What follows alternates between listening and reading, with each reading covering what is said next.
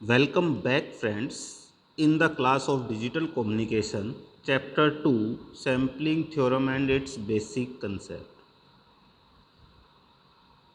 In our previous class, we have studied about what is sampling and what is sampling theorem. Now, we will discuss about introduction of PAM, pulse amplitude modulation. We have discussed about what is modulation, various type of modulation, continuous wave modulation and pulse modulation. Continuous wave modulation is again of two type, amplitude modulation and angle modulation. And angle modulation is further divided into two parts, frequency modulation and phase modulation. In other side, pulse modulation is of again two type, analog modulation and digital modulation.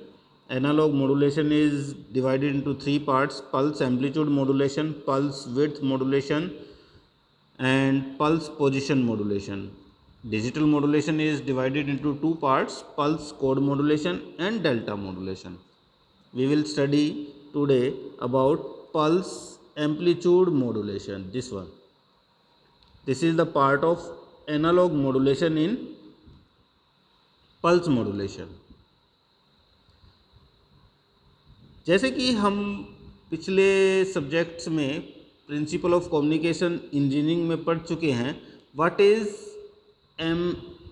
amplitude modulation. Amplitude modulation is the modulating scheme in which the amplitude of the carrier signal varies proportional to the instantaneous value of amplitude of modulating signal, keeping the frequency constant. Same as pulse amplitude modulation. Pulse amplitude modulation is an analog modulation scheme in which the amplitude of the pulse carrier, here जो carrier signal है वो analogue signal नहीं है, pulse की form में है, इसलिए इसको बोलते हैं pulse carrier signal, in which amplitude of the pulse carrier varies proportional to the instantaneous amplitude of the message signal.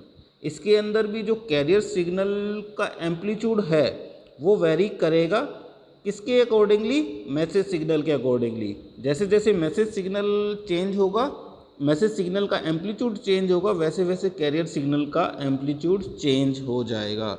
जैसे कि ये दिखाया हुआ है हमने, pulse amplitude modulated signal will follow the amplitude of the original signal. जो original message signal है वैसे ही पल्स एम्पलीट्यूड मॉड्यूलेशन का एम्पलीट्यूड वेरी करेगा. जैसे कि इसमें वेरिएशन क्या है, ऐसे ऐसे हमारा सिग्नल आया एनालॉग की फॉर्म में, वैसे वैसे हमारा एम्पलीट्यूड वेरी करेगा. इसमें जो आउटपुट आ रही है वो रेड कलर में शो की गई है कि पहले एम्पलीट्यूड जो है वो ये है, फिर ये जीरो हो गई, जीरो रही, फिर यहाँ पे फिर हाई हुई, ये फॉलो किया, फिर जीरो हुई, फिर हाई हुई. वो जो जैसे जैसे ये सिग्नल हमारा वेरी कर रहा है वैसे वैसे हमारा आउटपुट का सिग्नल, मॉड्यूलेटेड सिग्नल का एम्पलीट्यूड जो है वो वेरी कर रहा है. This is our pulse amplitude modulated signal. This is of three type basically. One is natural PAM. Natural मतलब जो ओरिजिनल हो, जिसमें कोई भी मैनिपुलेशन ना हो. नेचुरल पैम कैसे बनेगा, जैसे हमने ये एक मॉड्यूलेटिंग सिग्नल लिया, एनालॉग सिग्नल है, मतलब मैसेज सिग्नल जो एनालॉग की फॉर्म में है. ये है carrier pulse train, carrier signal है जिसकी फ्रीक्वेंसी कांस्टेंट है, एम्पलीट्यूड कांस्टेंट है. मॉड्यूलेटिंग सिग्नल जो है इसका एम्पलीट्यूड वेरी कर रहा है, इसकी फ्रीक्वेंसी भी वेरी कर सकती है, पर इस कैरियर सिग्नल की ना तो फ्रीक्वेंसी वेरी कर रही है ना ही एम्पलीट्यूड वेरी कर रहा है. जब हम इन दोनों को मल्टीप्लाई करते हैं तो हमारे पास जो आउटपुट में आता है डेट इज़ नेचुरल पैम. इसमें जो आउटपुट आएगी उसका एम्पलीट्यूड सेम होगा जैसे कि हमारा एनालॉग मॉड्यूलेटिंग सिग्नल का है. जैसे जैसे उसका एम्पलीट्यूड वेरी करेगा वैसे वैसे इसका एम्पलीट्यूड भी वेरी करेगा और सेम शेप में वेरी कर रहा है. जैसे उसका था वैसे वैसे ये देखो सेम वैसे ही वेरी कर रहा है. इसको बोलते हैं नेचुरल पैम. इसमें एम्पलीट्यूड जो है वो सेम शेप लेगा जैसा कि मॉड्यूलेटिंग सिग्नल। दूसरी टाइप का हमारा जो पैम होता है that is flat top pulse amplitude modulation. Flat top का मतलब जिसका ऊपरी सिरा जो है वो फ्लैट होगा। ये देखो आउटपुट में हमने जो दिखाया हुआ है ऊपर जो है वो फ्लैट है, कांस्टेंट है। एम्पलीट्यूड जो है वो एक टाइम के लिए कांस्टेंट है, यहाँ पे भी कांस्टेंट है, यहाँ पे भी कांस्टेंट है, फ्लैट है। वर्ट हॉरिजेंटली लाइन जो एक्स एक्सिस है, ये वाली एक्स एक्सिस है जो कि टाइम को डिनोट कर रही है, इसके बिल्कुल पैरेलल में आ रही है। मतलब आउटपुट जो आ रही है उसका टॉप जो है वो एकदम स्ट्रेट लाइन है। इसका जो आउटपुट की शेप जो है वो आउटपुट की शेप हमारे इनपुट की शेप से मैच नहीं कर रही। वेरिएशन एज इट इज़ है पर शेप जो है वो वैसे ही कर्व शेप नहीं ले रही। इसमें जो आउटपुट की शेप है वो फ्लैट हो रही है, इसलिए उसको बोलते हैं flat top pulse amplitude modulation. और जो थर्ड है that is known as instantaneous pulse amplitude modulation. Instantaneous value का मतलब जो पल्स हमारी कैरियर पल्स ट्रेन है, जब ये स्टार्ट हो रही है तो हमारी आउटपुट वैल्यू जो आएगी वो उसी समय आउटपुट में वेरिएशन दिखाएगा। जैसे कि आउटपुट जो शो करेगा इसमें वो ये ऐसे शो करेगा, यहाँ पे आ गई, फिर यहाँ पे आ गई, फिर यहाँ आ गई, फिर यहाँ आ गई, फिर यहाँ आ गई, फिर नेगेटिव में चली गई, फिर नेगेटिव में इंक्रीज हो गई। इंस्टेंटेनियस वैल्यू, इसमें कोई भी विड्थ नहीं होगी, जस्ट एक पॉइंट है, पॉइंट के ऊपर वैल्यू शो कर रहा है। दिस इज़ नॉट प्रैक्टिकल, ये प्रैक्टिकल नहीं होता क्योंकि जो हमारी आउटपुट आ रही है, ये वाली आउटपुट है या इससे पहले वाली जो थी नेचुरल पैम, उसमें क्या था, स्विचिंग का यूज हो रहा है, इसमें भी स्विचिंग का यूज हो रहा है। इसमें जो स्विचिंग यूज हो रही है वो हमारी फिजिकल स्विचिंग है जिसको ऑन ऑफ होने में टाइम ले रहा है, इसलिए ये जो वैल्यू है ये इसकी विड्थ थोड़ी सी ज़्यादा आ रही है। इसमें विड्थ क्या है, इसमें विड्थ लगभग जीरो है। तो जीरो विड्थ का मतलब है कि स्विच जो है जिस टाइम ऑन हो रहा है उसी समय ऑफ हो गया विद इन नैनो सेकेंड्स। तो नैनो सेकेंड से भी बहुत कम टाइम में वो ऑफ हो गया। तो ये ऐसी आती है जो कि प्रैक्टिकली इम्पॉसिबल है, इसलिए हम इसको यूज़ नहीं करते। जो यूज होता है वो यूज होता है फ्लैट टॉप और नेचुरल पैम। जो नेचुरल पैम है उसको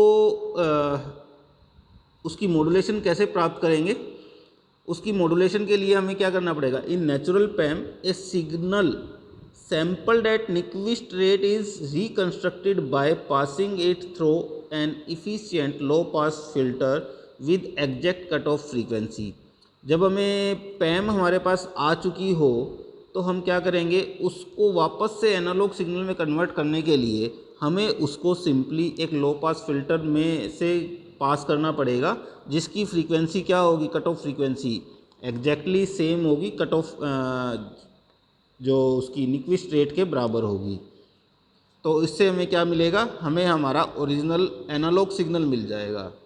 throw the PAM signal is pass through low pass filter, it can not recover the signal without distortion, hence to avoid this noise flat top sampling is use. इसमें जो noise है वो बहुत ज़्यादा होती है, डिस्टोर्शन जो है वो बहुत ज़्यादा होती है, इसलिए हम इसको थोड़ा सा अवॉइड करने की कोशिश करते हैं। इसकी जगह हम यूज करते हैं फ्लैट टॉप, जो अभी हमने डिस्कस किया था, फ्लैट टॉप सैम्पलिंग,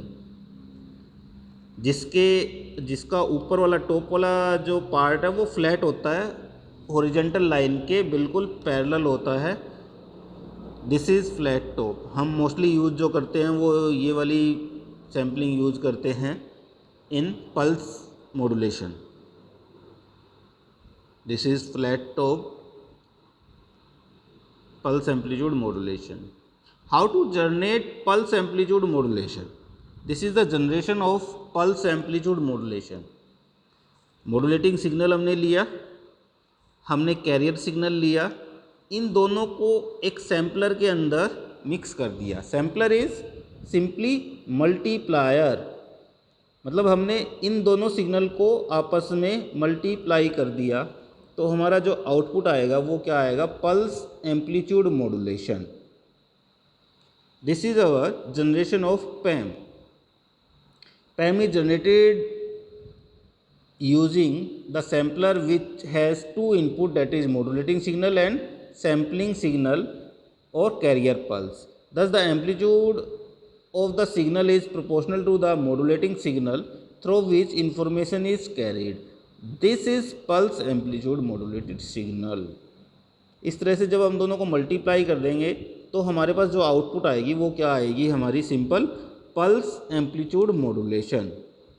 इसका डीमॉड्यूलेशन मतलब हमारे पास अगर पैम सिग्नल दिया हुआ है, पल्स एम्पलीट्यूड मॉड्यूलेटेड सिग्नल दिया हुआ है, उससे एनालॉग सिग्नल कैसे हम फाइंड आउट करेंगे, तो उसके लिए सिंपली हमने पैम को एक लो पास फिल्टर में से पास करना है। लो पास फिल्टर में से जैसे ही इसको पास करेंगे हमारे पास क्या आएगा, मैसेज सिग्नल आ जाएगा। Demodulation of pulse amplitude modulated signal, PAM is fed to a low pass filter. Low pass filter में से हमने इसको गुजारना है। Low pass filter eliminates high frequency ripples and generates the demodulated signal which has its amplitude proportional to the PAM signal at all instant. जैसे ही हमने लो pass filter में से इसको पास किया, हमारे पास क्या आ गया, एनालॉग सिग्नल, मॉड्यूलेटिंग सिग्नल आ गया। These are the advantages, application and disadvantages of PAM. इसकी applications क्या क्या है? This is used in Ethernet communication. This is used in many microcontroller for generating controlling signal. It is used in photobiology. It is used in electronic drive for LED lighting. These are some applications of PAM. Advantage is it is simple process. आपने देखा कि क्या था process के अंदर, simply हमने दोनों को मल्टीप्लाई किया, आउटपुट आ गई। डीमॉड्यूलेशन में क्या किया हमने, लो पास फिल्टर से पास आउट किया तो हमारे पास डीमॉड्यूलेटेड सिग्नल आ गया। तो this is simple process. Transmitter and receiver circuits are simple. Simple process है तो सर्किट क्या होगा, सिंपल होगा। PAM can generate other pulse modulated signal and can carry the message at the same time. pulse amplitude modulation से हम दूसरे pulse modulated signal generate करेंगे और एक साथ में हम उनको ट्रांसमिट कर सकते हैं। disadvantages, the bandwidth should be large for transmission of PAM modulated signal. इसकी जो bandwidth होती है वो बहुत ज़्यादा होती है।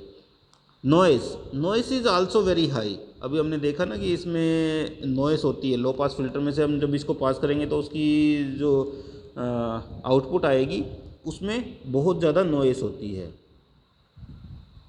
And third is amplitude of the pulse signal varies, so power required for transmission will be more. इसमें जैसे जैसे हमारे यहाँ एम्पलीट्यूड वेरी करेगा तो हमारे पावर की रिक्वायरमेंट चेंज होती रहती है, तो इसमें पावर की रिक्वायरमेंट जो है वो बहुत ज़्यादा होती है और power is directly proportional to the cost.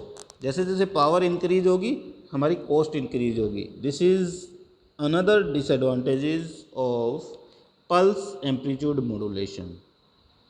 आज हम इस पल्स एम्पलीट्यूड मॉड्यूलेशन के रिगार्डिंग ही पढ़ेंगे। इसको स्टडी करना।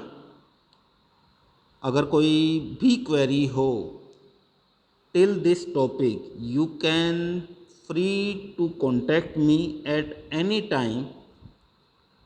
Okay, have a good day.